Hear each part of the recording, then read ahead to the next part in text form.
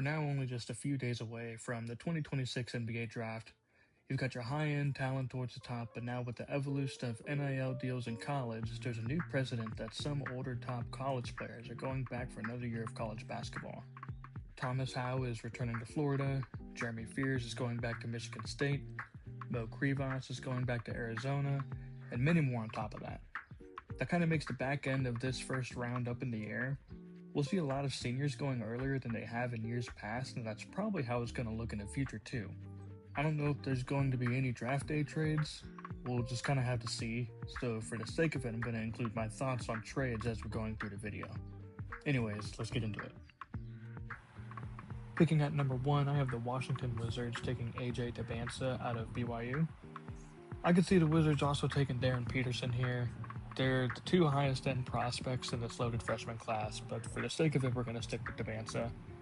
Tabansa gives you everything you want out of a modern wing prospect. He's quick, he can jump out of the gym, he can get you buckets at all levels on offense. He should be good on defense right away too. Washington is stacked with wings right now, but I don't think that should stop them from taking him. He has the highest upside out of anybody in this draft. At pick number 2, I really think the Utah Jazz would take Cam Boozer out of Duke. I know I just said Darren Peterson is the better prospect, but the fit might get a little bit weird with Boozer off the bat, considering the Jazz probably roll with Lauri Markkanen at the 3, Jaren Jackson Jr. at the 4, and Walker Kessler at the 5, but Cam Boozer gives you a little bit of everything. He can space the floor, he can work in the paint, he can play great defense, and he should be good on the boards right away. Darren Peterson makes more sense here, but I really think the Jazz are ready to get the ball rolling on being competitive. Cam Boozer just elevates your floor so much, even if it's off the bench to start. And if I'm the Jazz, I'm not scared of taking him at 2. They could go either way, though. At number 3, I have the Memphis Grizzlies taking Darren Peterson. Like I said, I wouldn't be surprised if Peterson goes number 2 instead of Cam Boozer. Boozer could end up in Memphis, and that would be fine with me too. Darren Peterson at 3 gives you a great foundation to build your team with if they really do decide to move on from Ja Morant.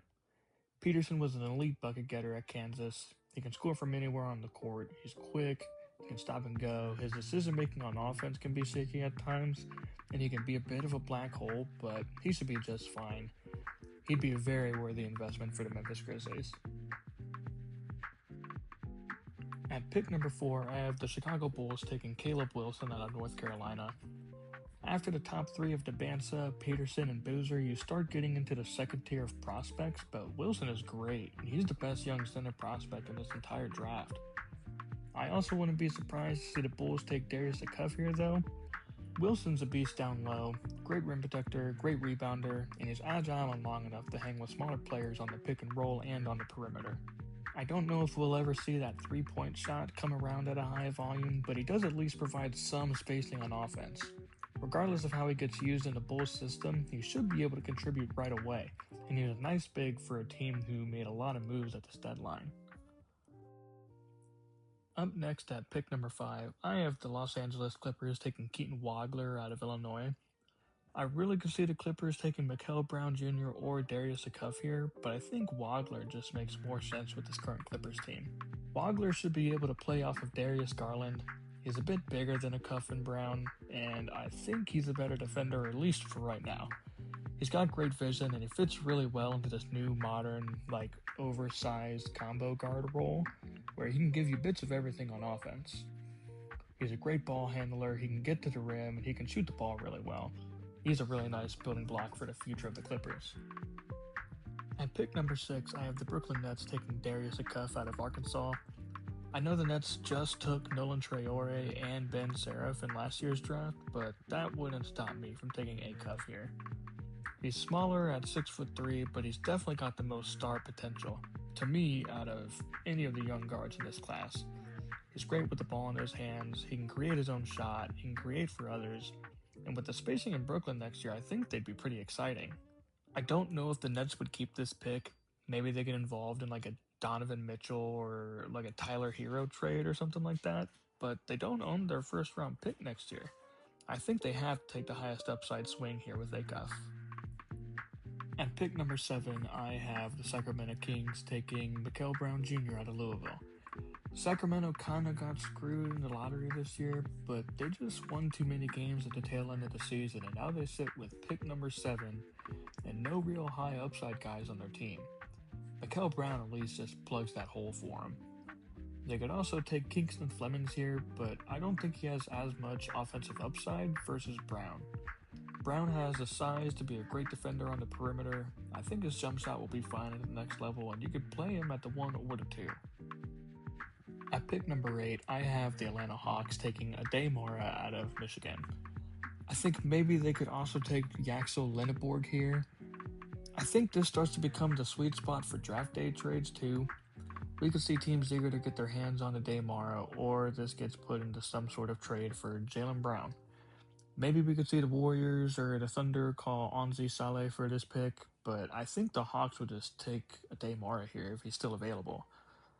Mara's a great rim protector, and I think he fills that hole long term much better than Onyeka Okongwu does. For being 7'3", he gets around pretty well, and at the combine he measured at an insane 9'9" vertical reach. At pick number 9, I have the Dallas Mavericks taking Kingston Flemings out of Houston. This is a pick that may not even be made by the Mavericks if Mara is still on the board. Maybe they trade back and get more draft capital for the future. Kingston Flemings comes in, able to play backup point guard right away if Dallas decides to hold on to Kyrie Irving. He's a great passer, he's a pretty good shooter, and he's a great defender for being a tad undersized. Maybe Dallas moves up if they like Wagler or Acuff more, but if they stand pat, I think they should go with Flemings. He should be a pretty nice fit next to Cooper Flagg. At number 10, I have the Milwaukee Bucks taking Nate Ament out of Tennessee.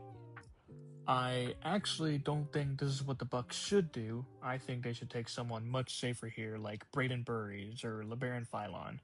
But you're moving on from Giannis this offseason, and I could really see the Bucks just going pure upside here with Nate Ament. Ament, I feel like, is kind of the ultimate like boomer bust prospect here. He started the season with Tennessee really slow, but he looked a lot better in the second half of the year. He's a poor decision maker though. He's not a great defender. Maybe he could be solid with his size and length, but if he reaches his potential on offense, he has some crazy upside.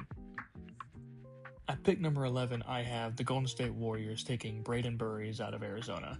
This pick just kind of makes too much sense right now for the Warriors if Burries is still here. Maybe they go Lindeborg or Philon, but Burries should be solid right out of the gate. He should be fine next to Steph, or if he comes off the bench with Pods. He's got some great efficiency. He should have a nice floor as a defender. He's just kind of a glue guy in this scenario. I think you can't miss on him. At pick number 12, I have the Oklahoma City Thunder taking Yaxel Lindeborg. I think this pick entirely hinges on what they decide to do this offseason. Lou Dort probably isn't on this team next year. Same thing with Aaron Wiggins. Maybe Isaiah Joe isn't on this team. Maybe this pick ends up being Cam Carr. Maybe they don't even keep this pick. But if Lindeborg is still here at 12, I think this is a no-brainer. Lindeborg is quick enough and long enough to guard multiple positions on defense. He won't clog up your offense. That jumper should translate to the next level. He's a little bit older, but he can definitely help the Thunder right away. He's got the championship pedigree with Michigan. At pick number 13, I have the Miami Heat taking Cam Carr out of Baylor. I really don't know if this is too high or too low for him. Along with myself, Carr is the darling of the draft for most people. Cam Carr is an unreal athlete, and he could be a steal wherever he goes around this range. If he turns into a plus version of Moses Moody, then that's a win. I have no idea if Miami keeps this pick. They're rumored in so many trade scenarios with the Bucks and with the Nets. I think it kind of hinges on if they keep Davion Mitchell, but if they keep this pick and Cam Carr is still here, I think this is the way to go. But maybe they take LeBaron Philon here instead. With the last pick of the lottery at pick number 14, I have the Charlotte Hornets going with Hans Steinbach out of Washington. Over the past couple years outside of Dejan Salon, the Hornets have made some safe, high-floor, low-upside picks. I think that's what they'll do here. Steinbach isn't a great defender, but he's also not bad. There's guys on the Hornets now who can cover his lack of agility on that side of the ball anyways. Steinbach gives you some stretch ability and rebounding right away, which will come in handy when they're looking for a more 5-out offense style of play. Now that we've reached the end of the lottery, here's a quick recap of my mock draft. We're more or less going to kind of try speed running the rest of this draft. in part because there's not much to talk about with some of these guys, and some of these picks also just kind of get made off of vibes.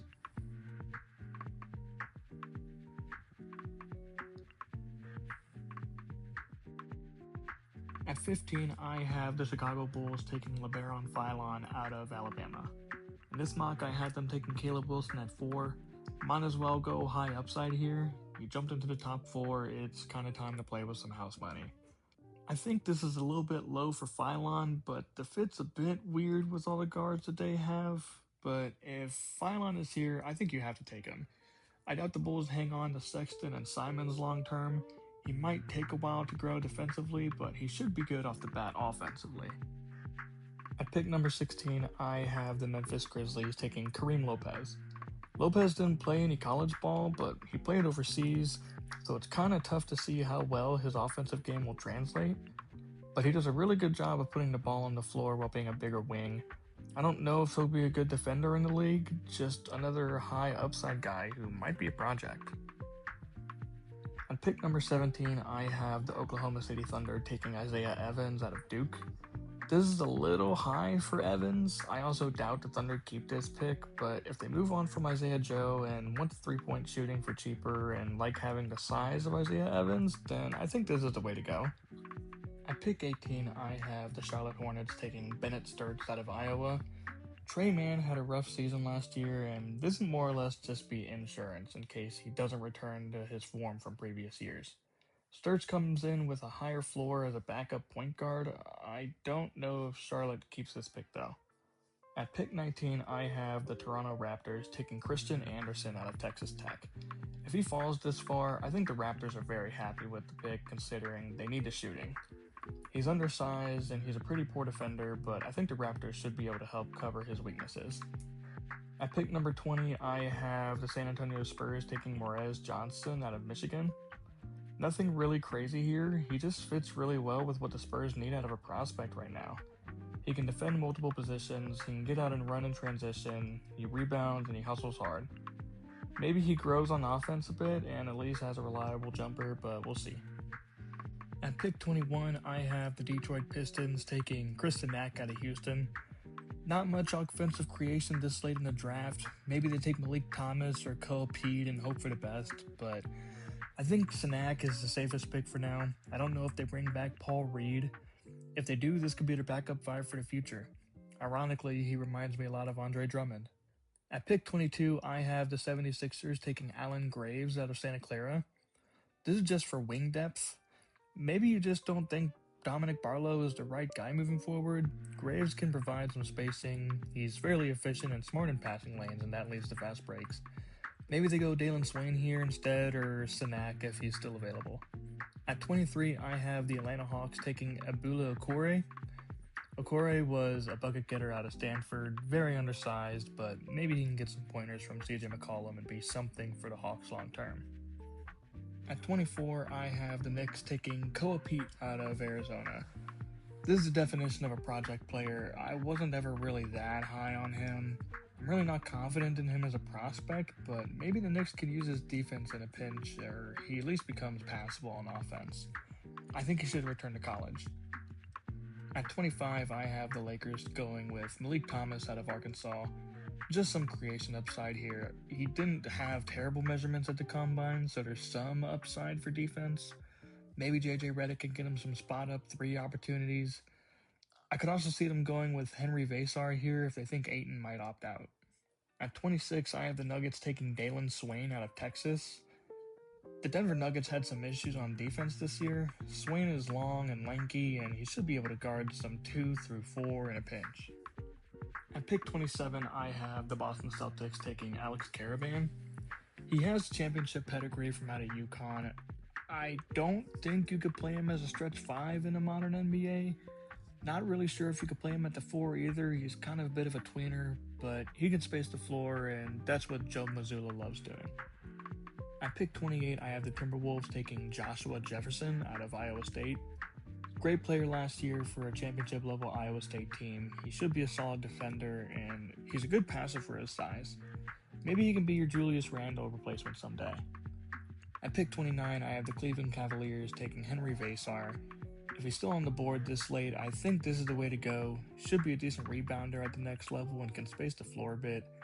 I'm not sure if that jumper translates to the next level though. Maybe they take Terrace Reed or something for another big body. And at pick 30, with the last pick in the first round, I have the Dallas Mavericks taking Baba Miller from out of Cincinnati. Miller is such an insane athlete, and he should be a great defender at the next level. I don't know if his offensive game is ever going to come along, but if it does at all and it's respectable, then this would be such a home run pick at pick 30. And that's all I got. I really like doing content like this. I really hope to be able to do it more. So if you liked it, be sure to subscribe, like the video, and I'll see you later.